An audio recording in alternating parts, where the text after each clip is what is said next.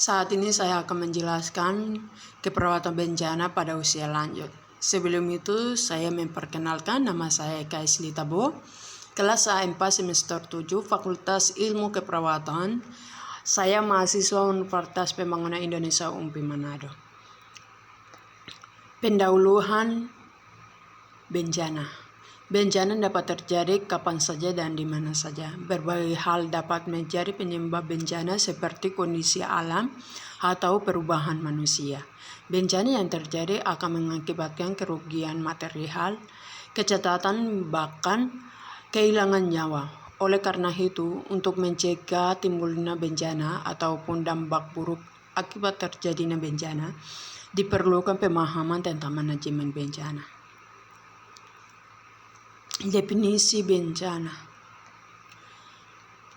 Yang pertama, menurut Federasi Internasional Palang Merah dan Bulan Sabit Merah dalam WHO ICN 2009, bencana adalah sebuah peristiwa bencana yang tiba-tiba serius mengganggu fungsi suatu masyarakat dan menyebabkan manusia, material, dan kerugian ekonomi atau lingkungan yang berlebihi.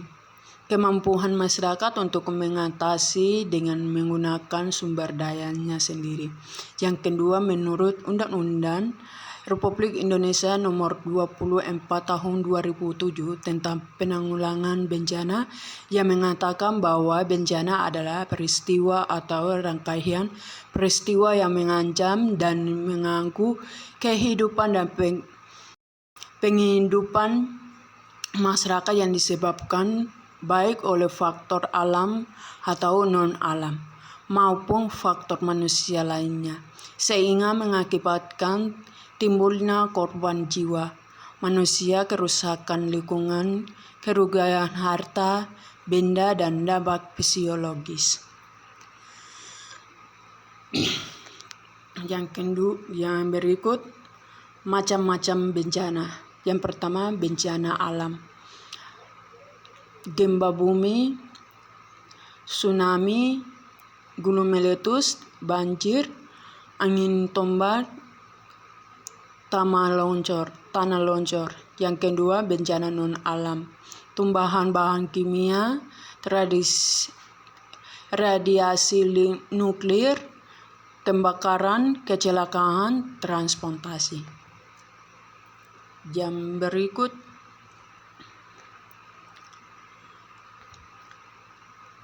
keperawatan bencana pada lanjut usia. Yang pertama, bagian A, dampak bencana pada lanjut usia. Lanjut usia selama hidupnya telah memiliki beberapa pengalaman kehilangan. Bencana pun akan menambah pengalaman kehilangan titik respon dari lansia. Ada beberapa hal yang sama dengan anak, yakni menjadi emosional, mengasingkan diri, bertindak seakan-akan kembali ke masa anak-anak, respon pada saat kejadian pun beraneka ragam, seperti kegelisahan dan ketakutan, baik yang disadari maupun tidak disadari. Yang bagian B, manajemen keperawatan bencana pada lanjut usia saat bencana. Setelah fase takut bencana dilalui, maka lansia akan melanjutkan kehidupannya di tempat pengungsian. Titik perubahan lingkungan hidup di tempat pengungsian membawa berbagai efek pada orang lansia. Yang bagian C, manajemen keperawatan bencana pada lansia setelah bencana. Yang pertama, rekonstruksi kehidupan.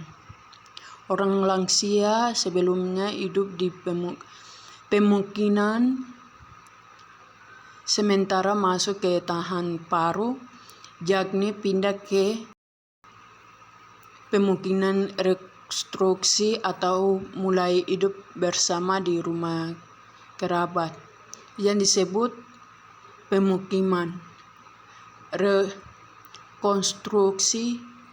memiliki keunggulan di sisi keamanan dan lingkungan dalam rumah. Dibandingkan dengan pemukiman sementara, maka kondisi tidur atau istirahat dari orang lansia akan membaik. Yang kedua, mental care. Stres terbesar bagi orang lansia pada saat bencana adalah kematian keluarga dan saudara-saudara dukungan. Pengganti bagi orang lansia adalah tetangga titik di pemukiman. Restitusi dimulai hubungan manusia yang baru dan dokter keluarga dan dianggap memberi kosongan. Yang penting. Yang berikut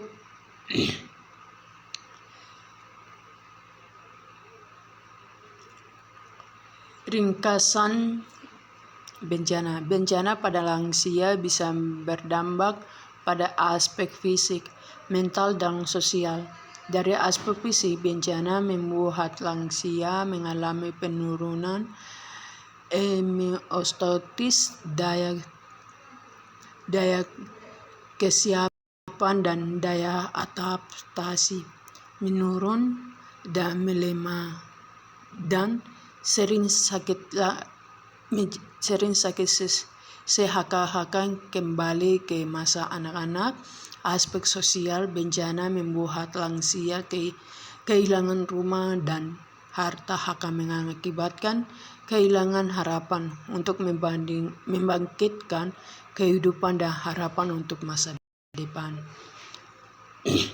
Yang diprioritaskan pada saat terjadi bencana adalah memindahkan orang lansia ke tempat yang aman dengan metode menyelamatkan yang konkret supaya orang lansia bisa dievakuasi dengan cepat. Orang yang sudah lanjut usia yang diselamatkan membutuhkan pelayanan penyelamatan darurat dengan cepat. Tindakan keperawatan pada lansia pasca bencana meliputi membantu beradaptasi dengan perubahan lingkungan, melakukan manajemen penyakit dan pencegahan penyakit sekunder, membantu restorasi kehidupan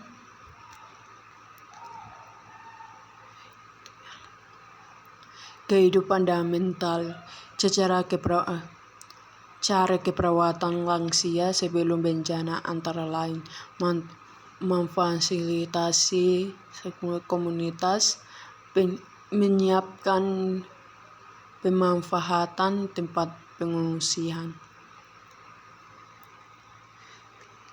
Terima kasih, itulah penjelasan dari bencana. Keperawatan bencana pada lanjut usia, dan saat ini saya mengajak adik-adik untuk bergabung dengan kami di Universitas Pembangunan Indonesia UMPI Manado, khususnya Fakultas Keperawatan. Sekian dan terima kasih.